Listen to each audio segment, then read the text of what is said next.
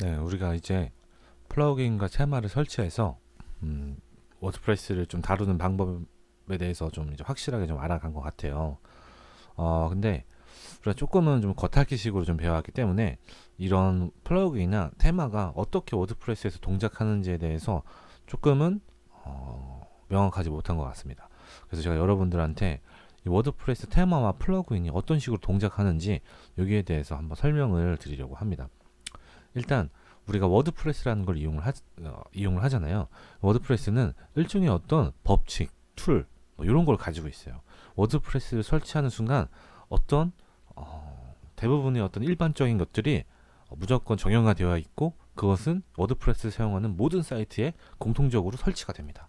그래서 어떤 플러그인을 제작하시는 분들이나 테마를 만드는 분들이 이런 워드프레스의 어떤 정형화된 툴을 사용하며 이제 제작을 하는 거죠. 예를 들면 워드프레스를 설치한 사이트에서 뭐 유저 아이디는 UID라고 이렇게 정해놨으면 워드프레스 테마나 플러그인을 만든 사람은 워드프레스에서 유저 아이디를 사용할 때는 UID라는 걸 써야 되는구나 라는 걸 이제 어떤 문서나 이런 걸 찾아보고 거기에 맞게 워드프레스 테마나 플러그인을 제작하게 되는 겁니다. 그래서 우리가 이제 관리자 페이지에서 글이나 아니면 이제 페이지를 이렇게 만들게 되잖아요.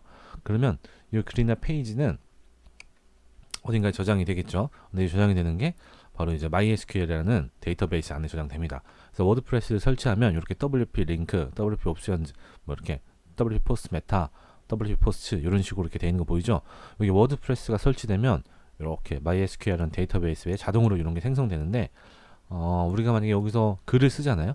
글을 쓰게 되면 이렇게 WP 포스트 이 안에 자동으로 이렇게 들어오게 됩니다. 이런 식으로 뭐 블라블라블라 이렇게 나오는데 이게 이렇게 전혀 어려운 게 아니라 우리 엑셀 같은 거 많이 써봤죠? 엑셀을 보면은 이렇게 제가 이게 복사해 놓은 건데 엑셀처럼 그냥 위에 이렇게 뭔가 우리가 할 수 있는 것들이 있고 그리고 나서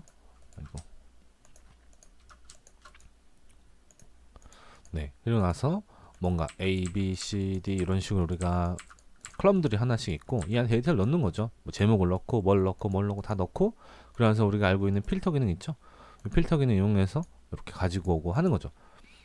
이거를 그냥 워드프레스 내에서 똑같이 하는 게 바로 이 MySQL입니다. 여기다 데이터를 저장해 놓고 우리가 페이지 내에서 뭔가를 가져오는 거죠. 우리 예를 들면은 이렇게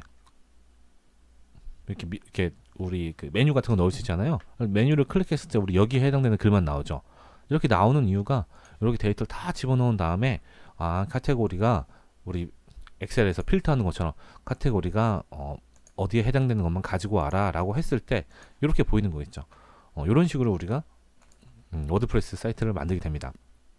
근데 중요한 건 워드프레스는 기본적으로 글이나 페이지 뭔가를 만들 때 이 툴에 맞춰서 만들라고 권장을 하고 있어요. 이거는 워드프레스의 어떤 법칙 같은 거죠. 그래서 뭔가 내가 새로운 어떤 글을 만들다거나 아니면 새로운 페이지를 만들 때 우리가 워드프레스에 친환적이고 어떤 워드프레스의 법칙에 맞게 만드는 건 요 툴에 맞춰서 만드는 게 바로 그렇게 만드는 거거든요. 근데 종종 가다가 보면 어떤 플러그인이나 테마에 이렇게 법칙을 지키지 않고 그냥 PHP를 이용해서 만들어 놓은 것들이 있어요. 실제로 워드프레스 자체는 PHP 안에서 구동하는 어떤 그 플랫폼이기 때문에 워드프레스가 설치되어 있지만 워드프레스 기능은 안 쓰고 단순히 그냥 PHP라는 것만 사용해서도 이렇게 사이트를 만들 수가 있어요.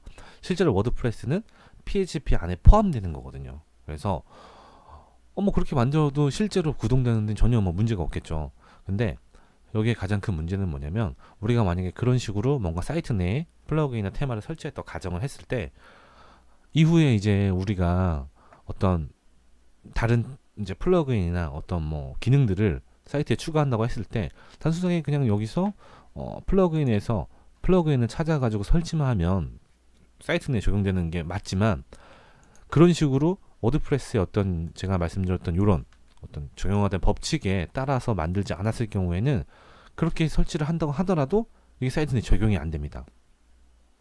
그 이유가 뭐냐면 제가 조금 한번 설명을 드려보면 만약에 제가 이렇게 워드프레스 사이트 내에 테마를 뭔가 설치했을 때 이런 식으로 디자인이 바뀌잖아요. 이렇게 디자인이 바뀌는 건 이 친구들이 워드프레스 내 법칙을 완벽하게 이용을 해서 이제 만들었던 거겠죠. 그래서 제가 이걸 클릭했을 때 글의 상세 페이지가 나옵니다. 상세 페이지가 나오고 제목이 나오고 뭐 글이 나오겠죠. 여러 개 나오는데 요 안에 보면 이렇게 공유하기가 있어요. 근데 요 공유하기가 작동하는 이유는 뭐냐면 요 글 자체가 요 제가 반갑습니다라고 써놓은 요 글 자체가 워드프레스 내에서 어떤 제공하고 있는 법칙에 맞게 작성된 글이고, 이 공유하는 이 아이콘들 자체가 워드프레스에서 제공하는 법칙에 맞는 글이 있고, 그 글에 완벽하게 호환될 수 있도록 만들어진 거기 때문에 이렇게 두 개가 맞물려서 사용할 수 있는 겁니다.